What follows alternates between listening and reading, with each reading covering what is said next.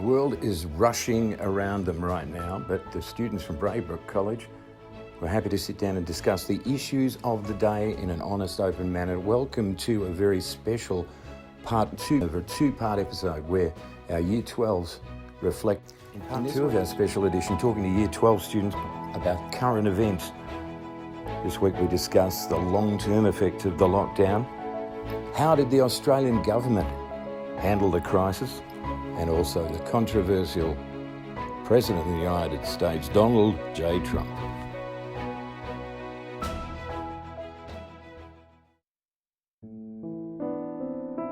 The Australian government and the Victorian government shut us down. And was it a good decision? Yeah. Thank you, Ms. Petrutis. Good for you.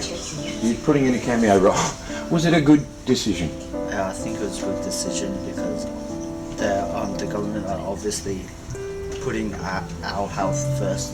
Okay. And they're putting us in lockdown for 6 weeks. Like they don't want obviously there's a health risk when we go to school. We might have a chance of contracting the virus on our way home from on the public transport. And obviously they might have relatives their mum and dad or their grandma and grandpa who are more vulnerable of contracting the virus. So they don't want they're trying to keep us safe. The Commonwealth government, the national government, has told us quite a time back that we need to start opening up the borders and opening up the shops and everything else. Our Victorian government, however, is saying, no, you've got to stay in lockup, stay in lockup. So there's a division there. Is that the Victorian government? They're keeping us indoors. People are losing their jobs rapidly. I think the unemployment rate is skyrocketing. Is that an issue, particularly for school leavers? For school leavers and also small businesses, they've also suffered a lot, which is something that we've had to deal with due to coronavirus.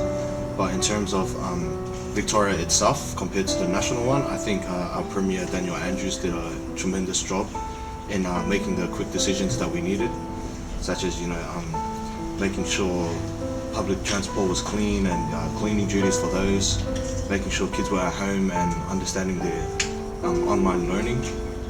But for the national one, I think that it was a good choice that Daniel Andrews made outside of the national government. So you're all in agreement that it was a good job by the Commonwealth government. Does it worry you though that when you do leave school at the end of this year, in this region out this way already had a fairly high unemployment rate for young men?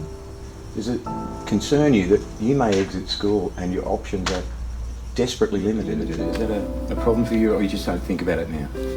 Yeah, it is a lot. It is pretty scary for students who are going to graduate. Since we're going to graduate this year, options of jobs might be limited due to coronavirus, which a lot of jobs needs contact, needs to be near, and to have professionals teaching kids like us who are new for apprenticeship and TAFE, we need to be near them. We need to listen. We need to be in the classroom with a lot of students to understand the complete work. But yeah, that's about it. Any of you sceptical? Any amongst you have heard people saying that the whole coronavirus thing was a bit of an overreaction?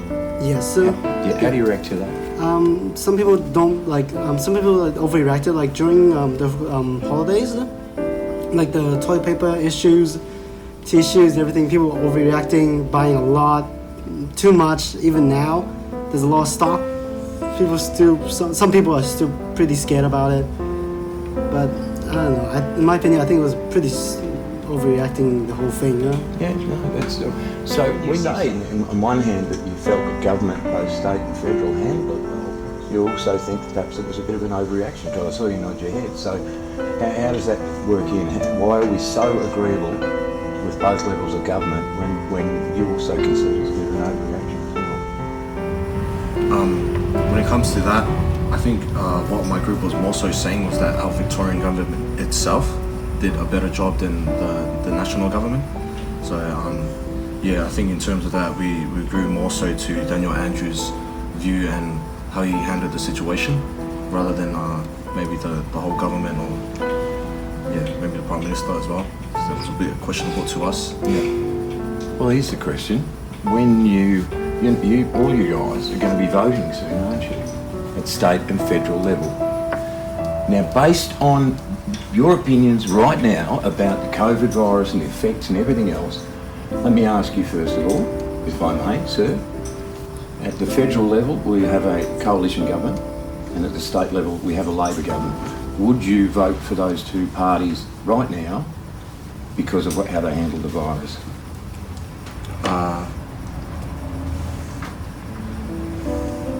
I'm a bit skeptical as to your question. Like, I don't really understand. Would you maintain the same government in both the federal and the state level because of the way this virus has been handled, or would you think about wanting to change? State-wise, I think that I'd still vote for the same party.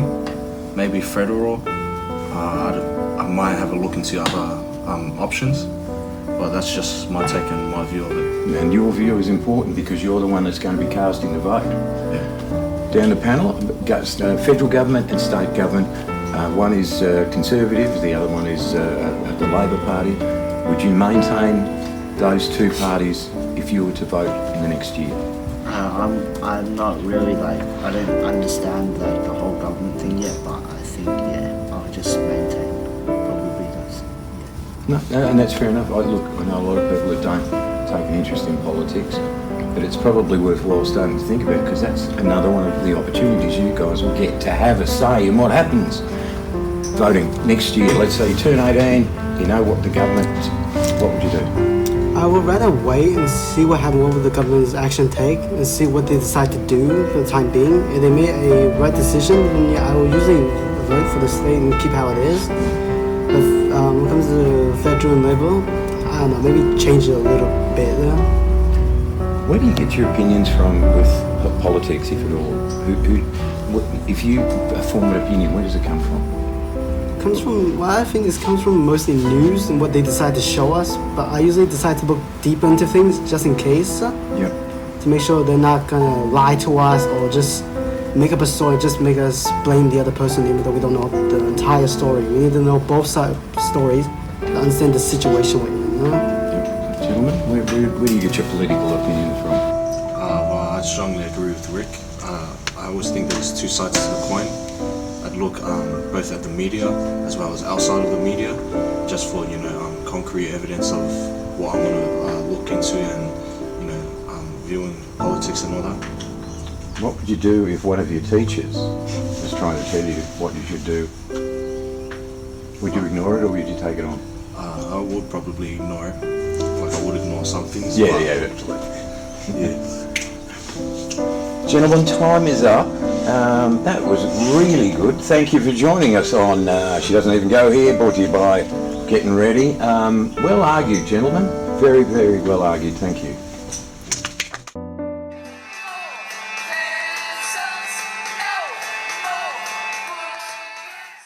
She doesn't even go here. Brought to you by Gettin Ready for Life.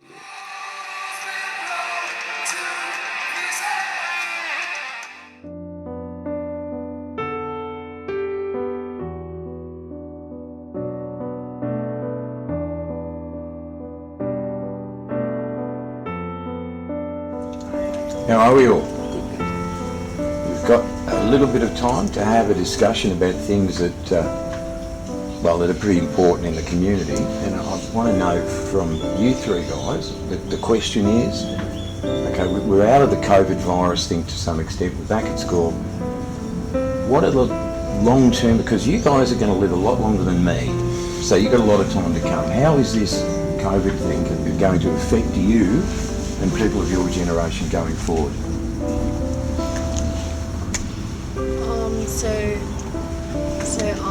Some people's mental health was impacted due to coronavirus and the lockdown.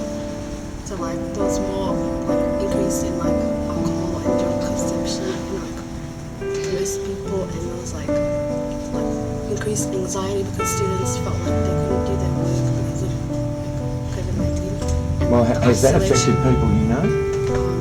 Yes. Yeah. Yeah. So how are they coping now that we're all back and we're trying to get back on track?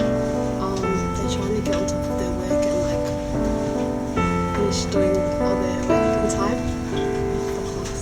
What about you? Are you worried about getting Are you up to speed with your work? Yes. Okay. Are you worried or concerned or annoyed that you lost so much time this year? Not really. Not really? Okay. Anybody? Okay. Well, for me, I'm focusing like more on probably like being in lockdown, like having that restriction to not like escape, like being out every day and doing your thing. Like people suffer with anxiety and depression. I feel like during the COVID-19, it's impacted like the mental health as well, but also like domestic violence has been like a major increase with COVID-19. Wow. Like due to people like being in a confined space and like not being able to leave in times like where they don't feel unsafe and Well, I'll ask you this then, from your position as a young person, and the domestic violence thing is horrible.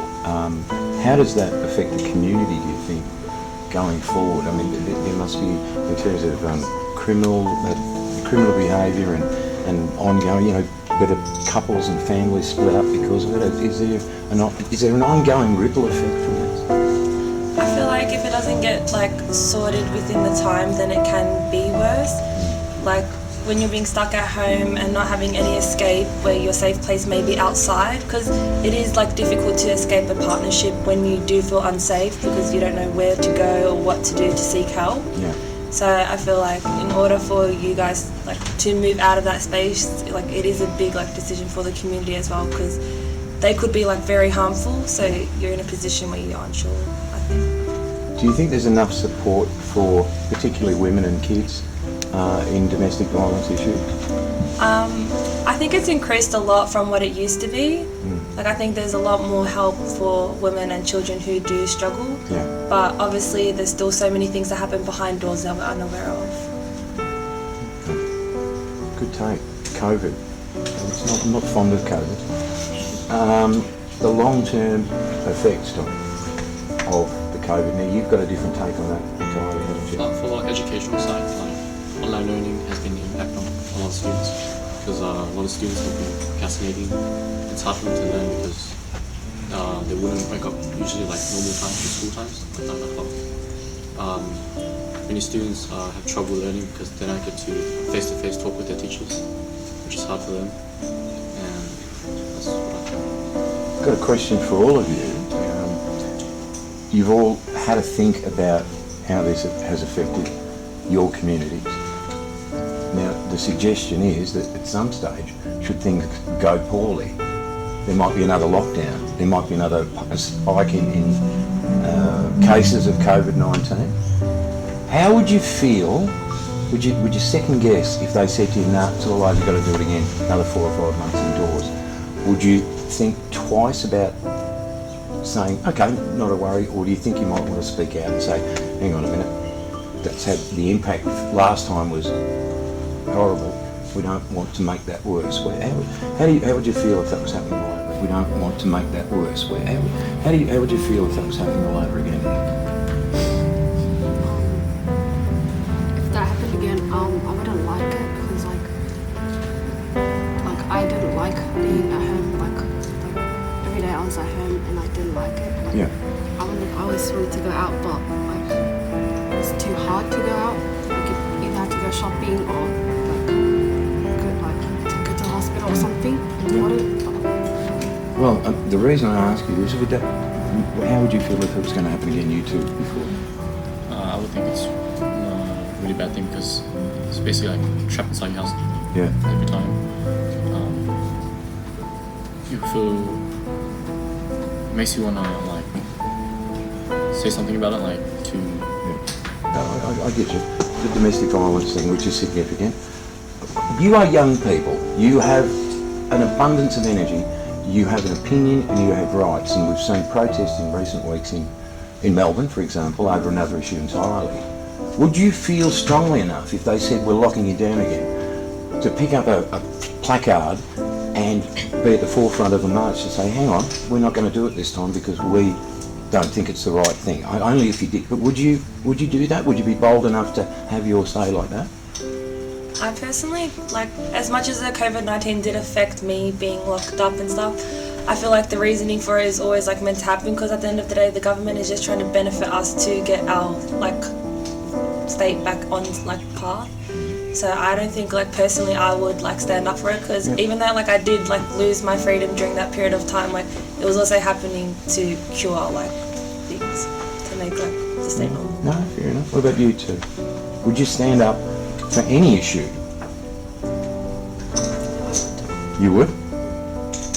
Good to hear, because young people can affect change in any way they wish to. Tommy, you know that, don't you? So you've got to have a voice, you've got to use it. Thank you guys. That was really good. It's good that you've thought about it too, because it's been one of the weirdest times in recorded history. So well done.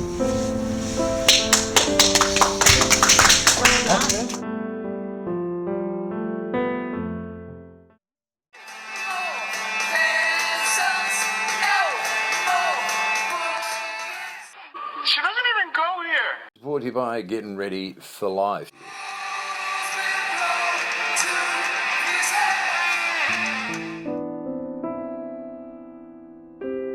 Hello, gentlemen. Morning. Politics. Politics. Not Australian politics. The great man Donald J. Trump. Yes. What do we think, and this fascinates me, what do we think of Donald Trump? I'll go down the top, I'll start down that end of the tape. What do we think? Well,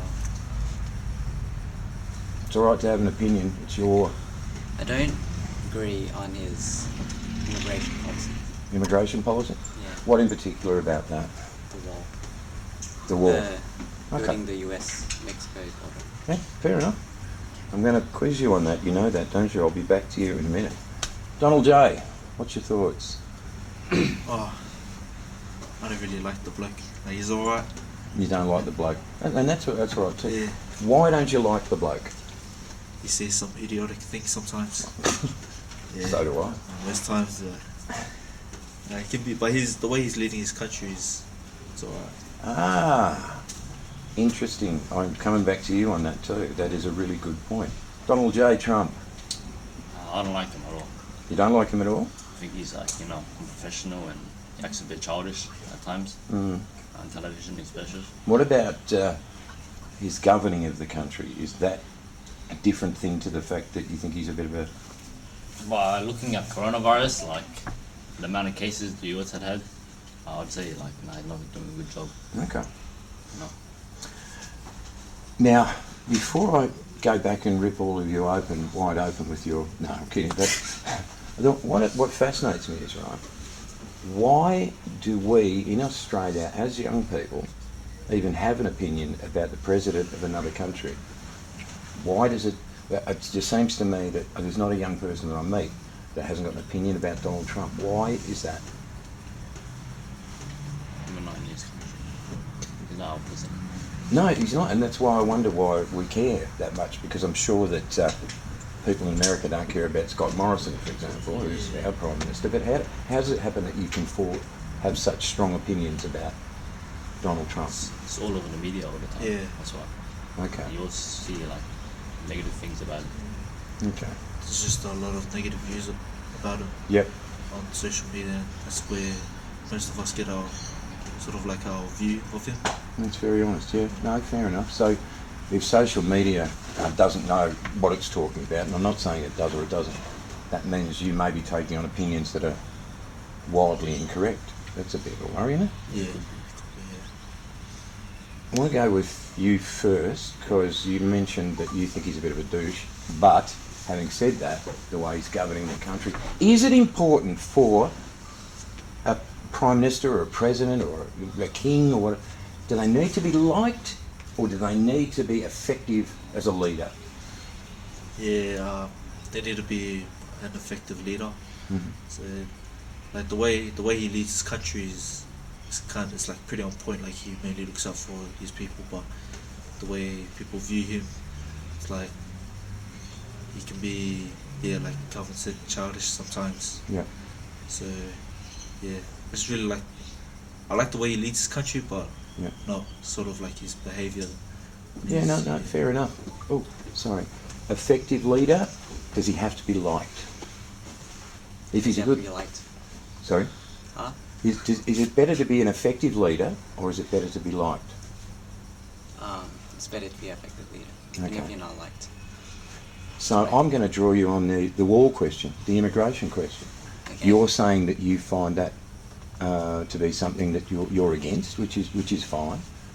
But having said that, if the majority of the American public don't want unfettered immigration from Mexico, and Trump does what the people ask, that must be a good thing, because isn't he there to govern for the people of America? Well, most illegal immigration in the US comes from overdue visas. So it's more of a waste of money to build a wall. Okay. Rather a fence. What about a really cheap wall? Just get a bit of wrought iron and... You think a really cheap wall? Sorry? You think a really cheap wall would work? Why do you disagree with the wall, just out of curiosity? Because it's a waste of money. Okay, just a waste. So it's a financial decision.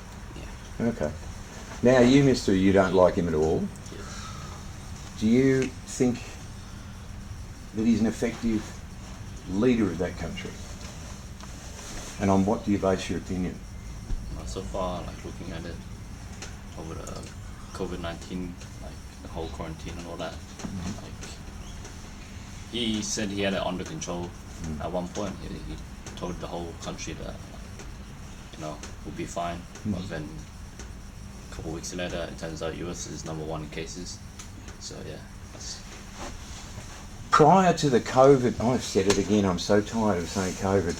Prior to COVID though, Donald J. Trump, 45th President, Republican of the United States of America, had an impeccable record as a leader. COVID was out of his control, and prior to that, it was the lowest unemployment, more African Americans, more Hispanic people getting employed than ever before in history. How do we judge Trump, if we need to at all, as Australians, because it doesn't really matter, but how do we judge him on a problem, COVID? I said it again, I'm never going to say it again after this, invisible. How do we judge him as a leader of America, and base your opinion about COVID was inflicted upon America? He didn't invite it in. So how do we? I'm just asking, because if you have opinions about anything politically, you've got to consider what you're saying before you. It's not. I'm just asking. So you reword that? I probably should, because it was a long-winded crap, really, wasn't it?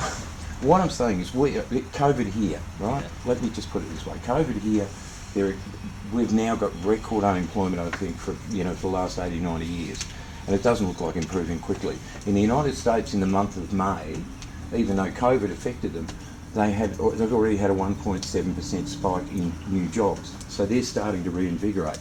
Is he a good president because the economy is lining up again, or a bad one because he mucked up COVID? That's the question. I don't really think of it that way, that's why. Well, and based on what I see on the media. Yeah, no, and that's why I'm asking you, because I find it fascinating that everybody says something about Trump, and yet people don't really know, and I say this with respect, why they're saying it. That's why I'm asking. Would you change your mind if you knew that he was our Prime Minister, and the drastic unemployment that it's facing you as a young adult next year was all of a sudden was on the improve despite COVID? Would you look at him differently? Like, if it was Donald Trump as a person, I wouldn't like him as a person, but as our president or prime minister, I would think he was doing a good job. That's my point. Thank you for being honest about that. You already like him. Let me ask you about our Prime Minister, Scott Morrison.